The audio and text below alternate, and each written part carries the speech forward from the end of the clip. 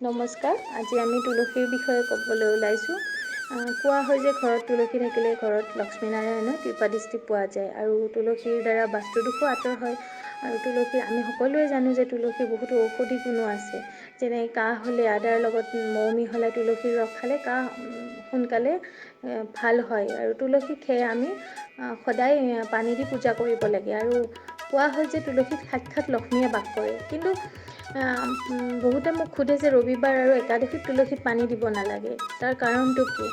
যে কোৱা হয় যে ৰবিবাৰে মা তুলসীয়ে মান্যতা অনুসৰি মা তুলসীয়ে ভগৱান বিষ্ণুৰ বাবে ৰবিবাৰৰ দিনটোত ব্ৰত ৰাখে আৰু পানী দিলে সেই ব্ৰত ভংগ হয়, লগতে লক্ষ্মী অসন্তুষ্ট হয়। তাৰ ফলত ঘৰত অশান্তি বা কাজিয়া পেচাল হয়।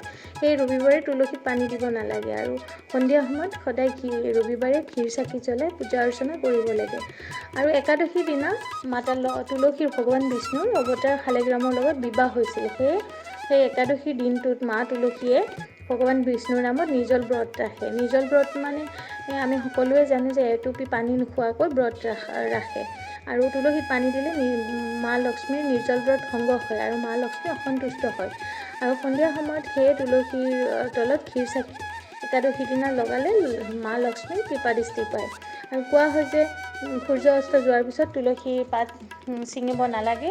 যদি ছিঙা হয় ঘৰ পৰিয়ালত অশান্তিৰ সৃষ্টি হয়, কাজিয়া পেচাল হয় আৰু মা লক্ষ্মীৰ কৃপাদৃষ্টি নাথাকে।